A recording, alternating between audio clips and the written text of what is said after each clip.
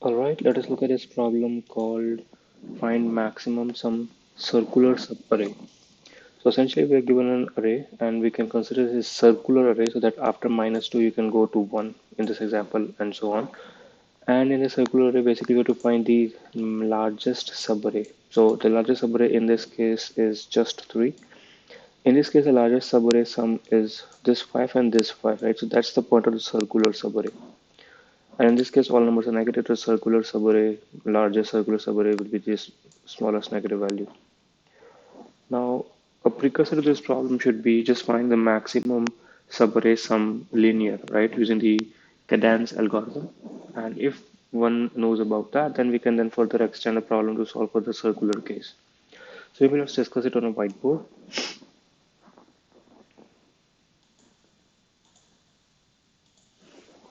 All right. So there are obviously two cases. One is just finding the maximum subarray sum considering the array is just a linear array, right? So let's say this is our array and there will be some maximum subarray sum coming from this subarray, right? So this is max, or rather this is max subarray sum linear, and this can be solved using cadence algo. But that's not the only case. The extra thing that has come, and so that's one option that you can find the maximum subarray sum linear. But there is other case also, which is scenarios like this where some part comes from here and some part comes from here. How do you find such subarrays? Well, you can look at them as this, the total sum minus something, right? Minus some subarray, minus some linear subarray, right? And if you want to maximize this, right? If you want to maximize this, that means this has to be what? This has to be minimum, right? Only then you will have the maximum coming out of this, right? So this has to be minimum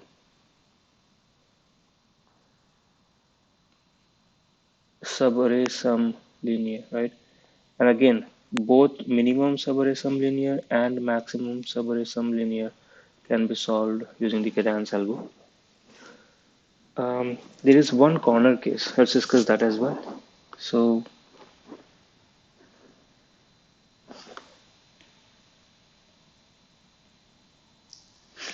and which is all numbers are negative. If all numbers are negative, then your minimum subarray sum would be just sum of all the numbers, right? Because that would give you the smallest value. And in that case, your total sum is equals to the min subarray sum. But in that case, so the this is actually equals to like what?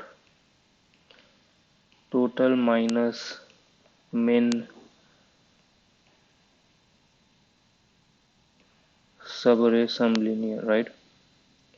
When all are negative, this will be zero, but that's not the right answer. The right answer is the smallest, or the this, the smallest magnitude value, right? And so in this case, we will return the answer as the max found from the this approach, right? So now let's talk about how this cadence algo works, just in case if folks aren't aware. So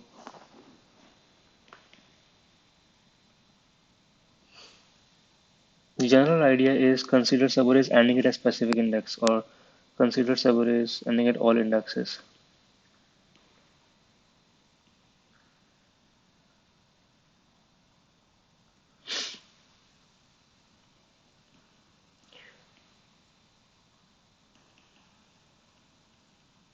Ending at each index, right? So it would be max ending at I would be equal to what? So there are two options. Like if this was your, let me use another color maybe. So let's say this was your array and you are at I, and if you look at I minus 1, there is some subarray this, which is the max. So this is this is max I minus 1, right? So if you want to get to I, the only way is either you just take this or you take this total thing. Like if this is the max for I minus 1, then anything smaller will only be smaller, right? Like if this is bigger, then why would we have not taken this for I minus 1, right? So max ending at I, only thing is if this is negative, then you only want to take just this one guy, because why would you want to take a further smaller value? So this is just max of num I and previous max plus num I, right? That's the only two cases. So based on all of this, uh, let's try and write the code.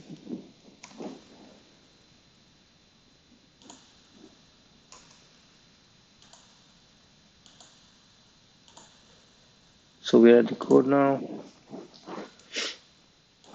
So let's maintain everything, right? So we maintain, let's say, min ending, or we can just maintain like a current min. So the current min, let's assign to nums of 0,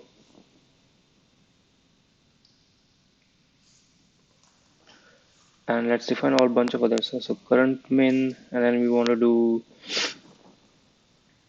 uh, current max, min, max, all these multiple things. Let's define all of them as nums of I, even sum as well, right? So this, sum, all of this is equals to nums of 0. Now we go for int I equals to 1, I less than nums dot length plus plus. Let's update each and every one of them, right? So, well, first of all, let's look at current max. So current max equals to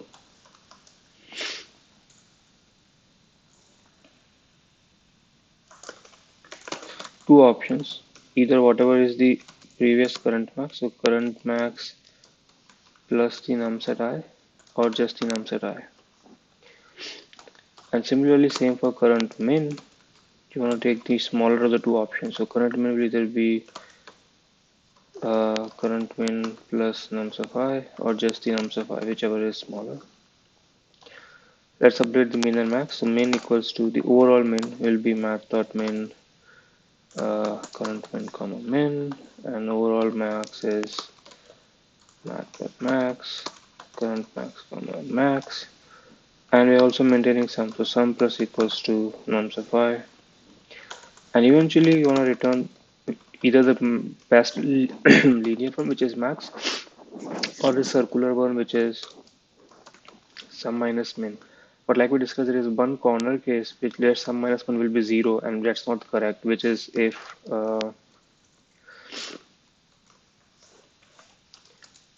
the sum is equals to min, in which case you want to just return max. Basically, the max will here be the largest value. It's a case where everything is negative, and so in that case you want to return the largest value, which is the smallest magnitude negative value. This is essentially this example, right? In this case, if you think about it, the minimum subarray sum would be the entire array, but if you do sum minus minimum subarray sum, it will be 0, but that's not the right answer. The right answer is the max subarray linear, essentially, right? Which is what we want to return. So yeah, that's the entire logic. Let's submit, and we get a bunch of errors. It says here to define all of these. All right, so let's do current min, current max, like this.